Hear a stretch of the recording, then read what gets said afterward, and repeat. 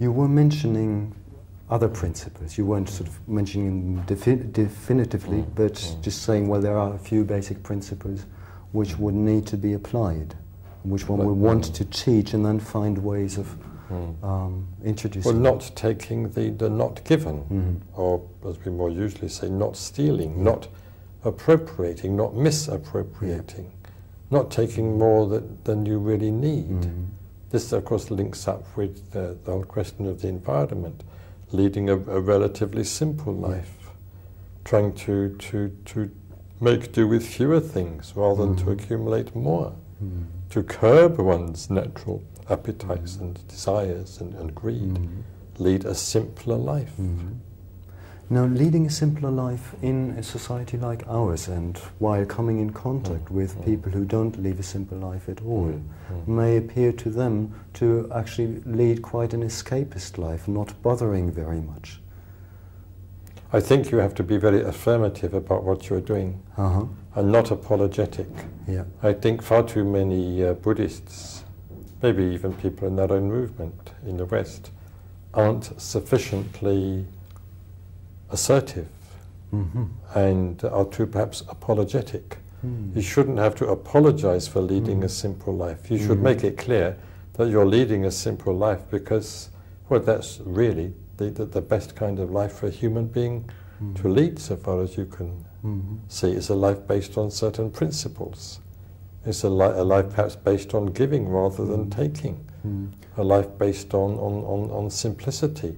A life based on essentials rather than non-essentials, on contentment rather than discontent. You should be able to put this across positively. But people don't seem to believe that. Yeah, if one says, well, I'm enjoying leading a simple life, and I'm enjoying, say, the regularity of my quite simple lifestyle, they just can't believe, because so many people seem to just go on, well, enjoying this, enjoying that, going for that sensation. Well, you have to be patient, and you have to wait for the time when they'll start becoming discontented, as they will sooner or later. Would you even suggest that one could try to sort of make them feel a bit discontented? Well, one can certainly challenge them, challenge their preconceptions in a friendly sort of way. In the course of discussion, one could certainly do that. In fact, I think one should.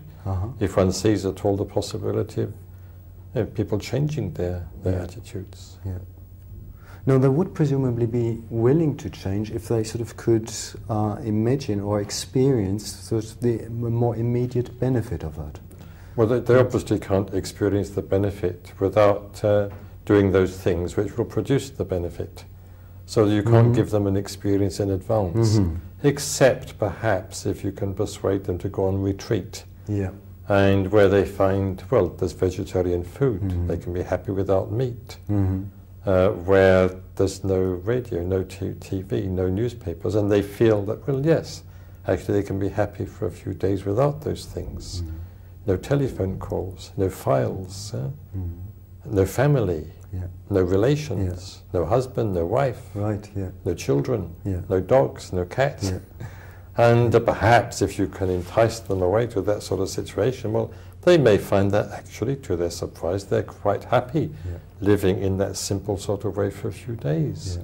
I think that's what people do experience.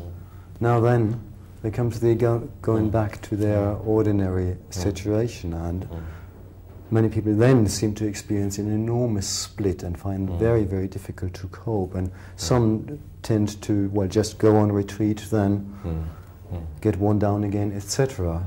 So well, there is a split and there is a difference, and one mustn't attempt to disguise that fact.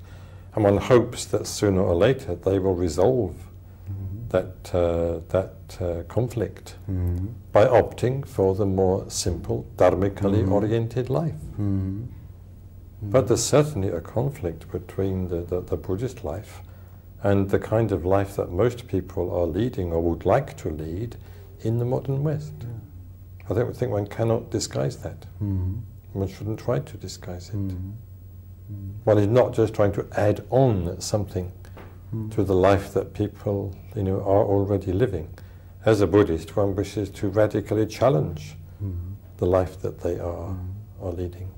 Socrates said that an unexamined life is not worth living.